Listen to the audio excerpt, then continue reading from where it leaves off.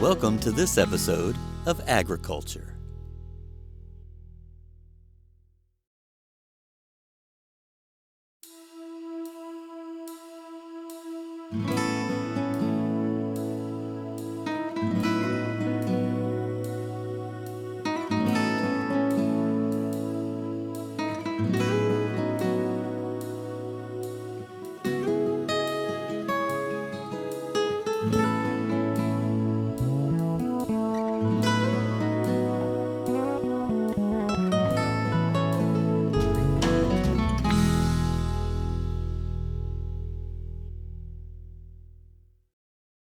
Hi, we're at Wing and a Prayer Farm.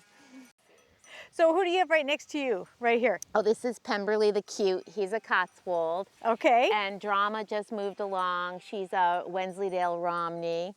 And Dilly, who's Valais Blacknose Teeswater, is over visiting Rick.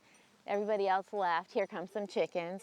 And then, yeah, we have many breeds. The Shetlands went off. There's a few of the Shetland girls over there. The Shetland boys are in another pasture.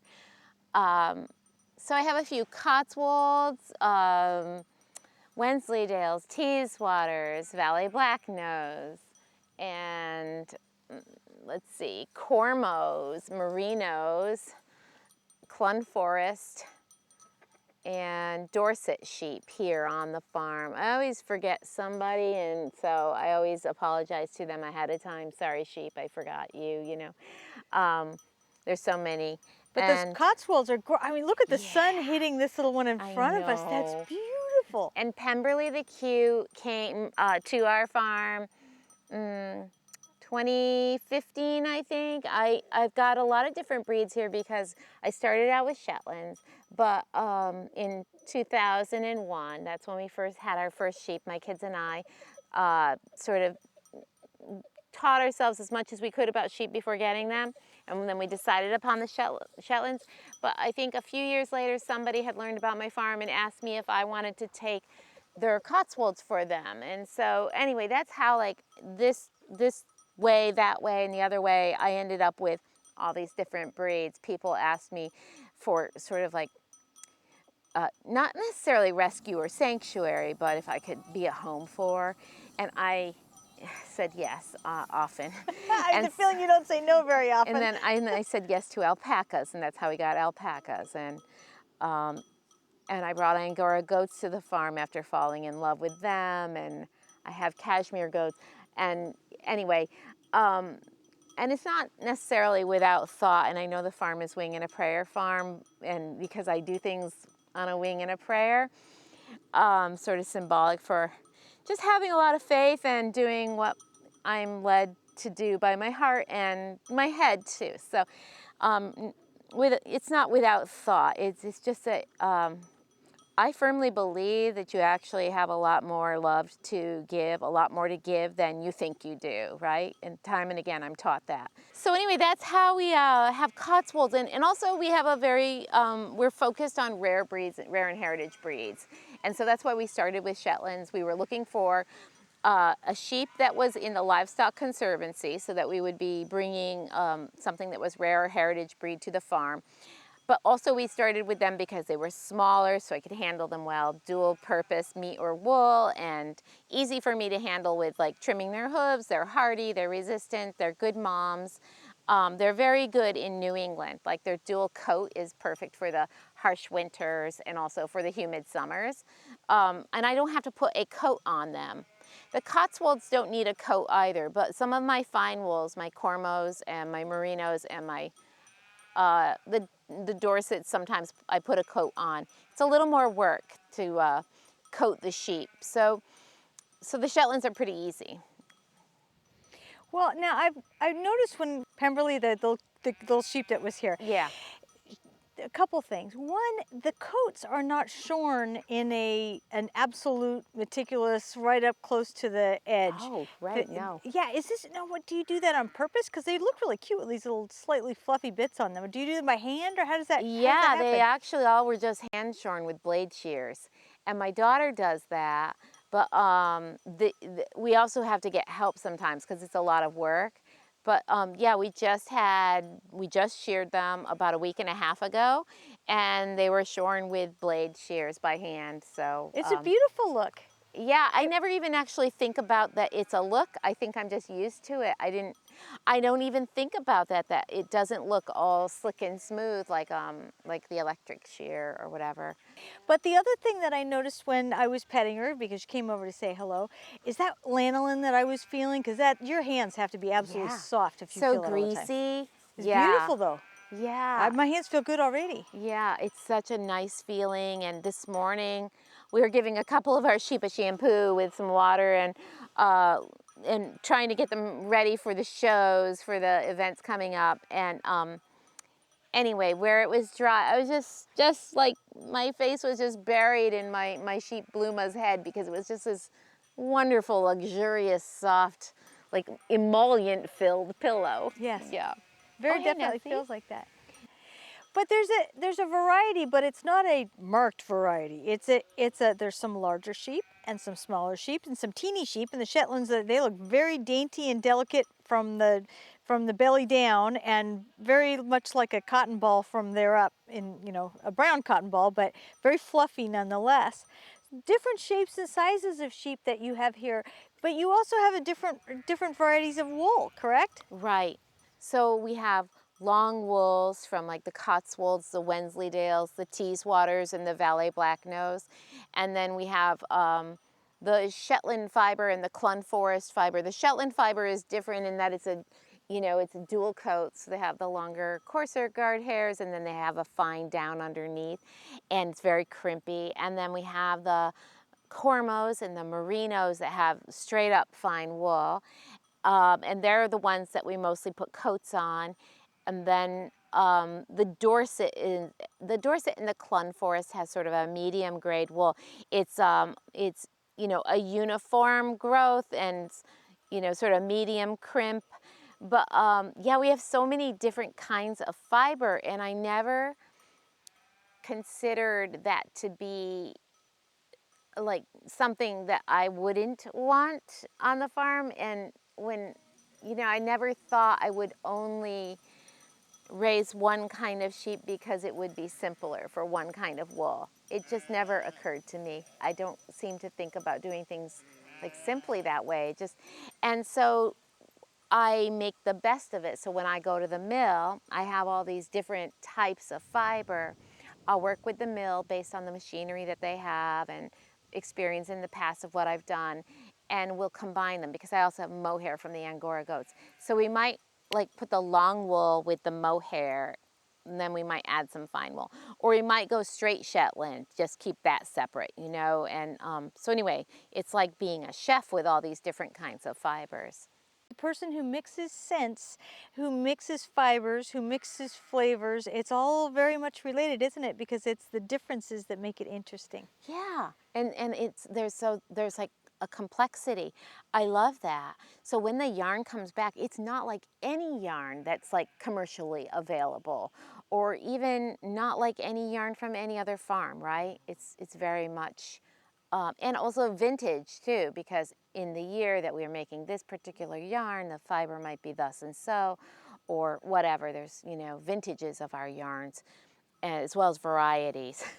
Now that would be a hard thing. I find that to be fascinating, because even if you got a mix that you really liked, say you wanted to do a Shetland Merino combination, if you do have a dry year the next year, or different nutritional content on the field, or more water than not, you're going to have a different coat, correct? And so that wool is going to act completely in a different way potentially than it did the previous year that you had that Merino Shetland, correct? Right, and so it might affect what I might like make that year. I might hold off, or I might add alpaca in, because I think that the Shetland of this color, like if I take my dark Shetland and I combine it with my colored merinos, I make a yarn I call Hey Sugar.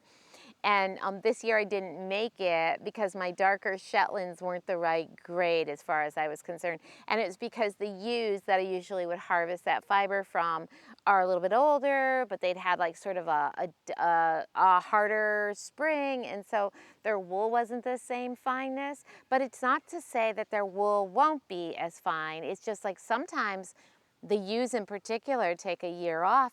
I might take a year off on them, and then the next year their wool is very fine again. They just needed, it's based on nutrition and weather and stress. But you do the same thing with your dyes, if I'm not mistaken, because you like the natural sourced dyes. Tell me a little bit about the different types of dyes that you use and how you get those, and how that kind of feeds into that whole idea of the differences and what's available at the moment. Well, for example, right now I've been harvesting buckthorn, which grows pretty rampantly along one side of my pastures. And earlier in the summer when I was making some buckthorn dye, it was a brighter yellow, and right now it's like golden green color, but we have waning sunlight, and so, less chlorophyll, and so anyway, the pigment levels are changing according to the seasons, or like it's been a very wet year here in the Northeast, so the leaves are holding on to their greens longer than they normally do. And goldenrod this year wasn't as bright, and I like to use goldenrod. I like forage for that. The garden things that we grow, Hopi dye sunflowers did really well this year, and I used the seeds and get like purples. And so it means that I might have more of one particular color in a given season in my yarns because something's really a producer. And so, yeah, it's the same working with natural materials to make color. I raise a plant called madder and use the roots for making reds and corals and pinks and that. And this year, the roots are throwing more towards the pinks than the reds in all of the harvests that I'm doing. And so it makes it exciting because you have, because I like to change, I like the changes, I don't, if I wanted it to be all the same, I would buy some yarn or wool that was like, run of the mill or whatever, run of the mill. But I'm like, that would become more tedious. I like the variety. Also, I like connecting the seasons, and I like connecting moments and meaningful things to what I'm doing. So it's hard work, but because it's so meaningful, because I can imagine when I was out cutting the buckthorn. I can imagine when I was, this little ewe Willow, who we jokingly called her Brillo one season because her fleece was too coarse. We gave her the year off, and now it's like really soft and fine. And so every time I handle the wool or handle the dye stuffs or whatever, I'm making really meaningful connections, and it just makes it richer.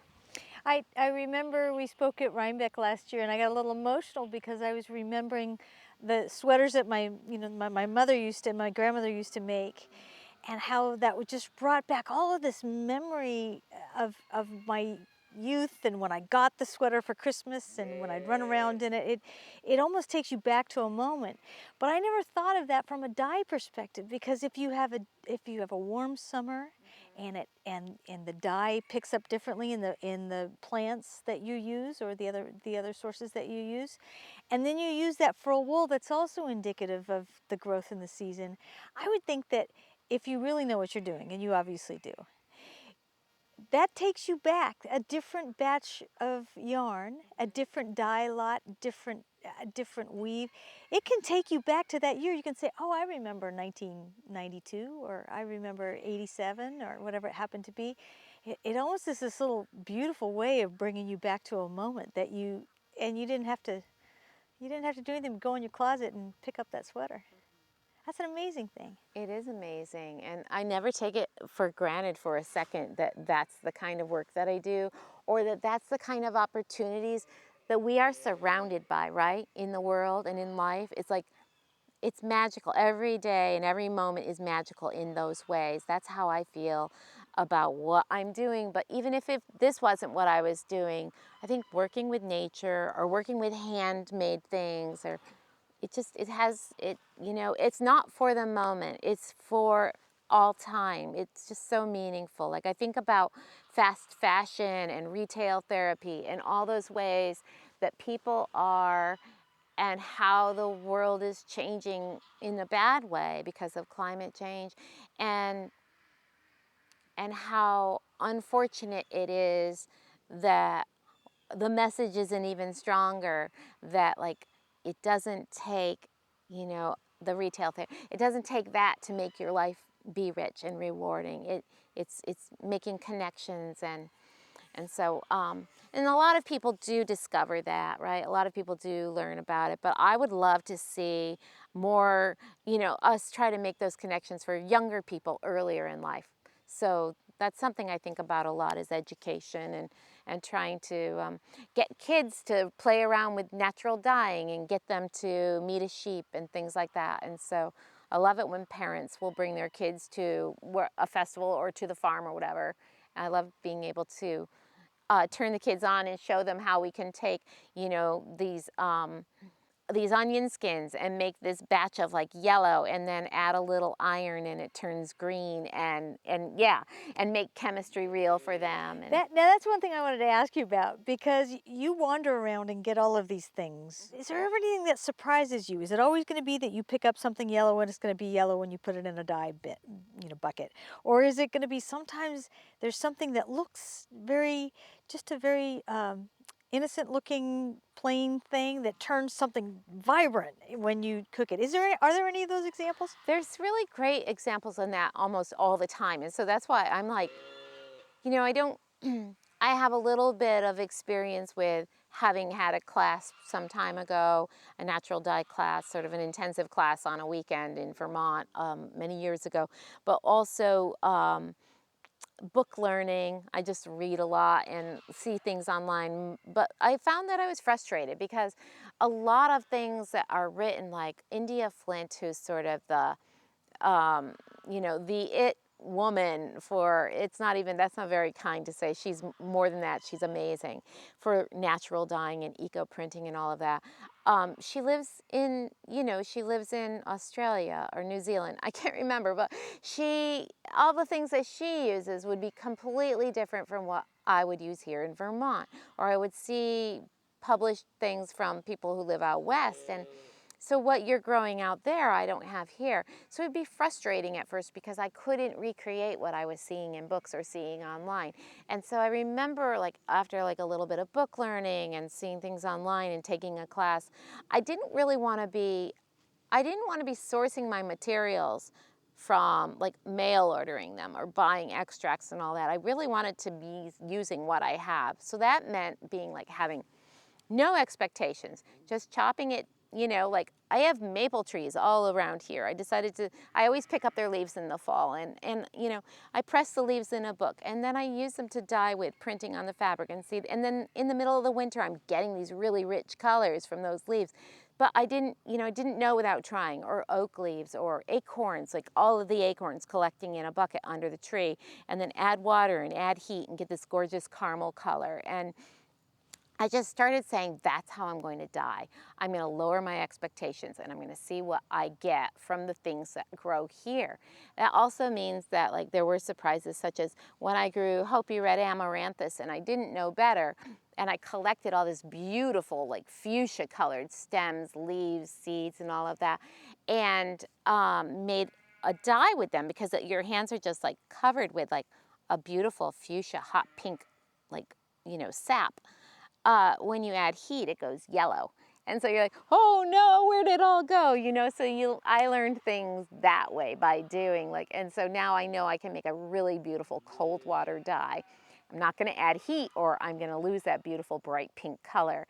Or when I have a lot of red onion skins and they throw a green color, that's always been, that was a surprise for me. So it's just trial by doing all of the time here for me. By now I've learned a lot of lessons. I also know a lot of what I can collect of this dye stuff, because it's going to give me a similar color to that dye stuff. Nettles change. In the spring we have quite a few nettles on the farm, and I get a bluer green from them.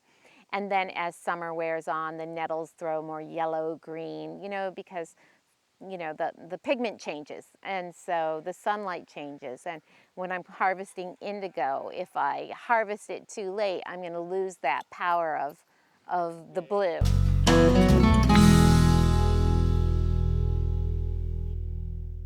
I am going to keep learning more new things. Like next year is going to be different from this year and thereafter. And this year I started doing like lots of more complex dyeing with the ways that I prepared the yarn, and I got all these variegations, and I got these all these different changes of color that I had never done before. I didn't even plan on that, and now I know, I'm like, wow, that's great. I feel a little bad about all the yarns I sold in the past. Maybe they weren't as nice as they are now, but now that just means that next year they're probably going to be better, and it's just really cool. You're not done growing ever, and that's what I love about farming.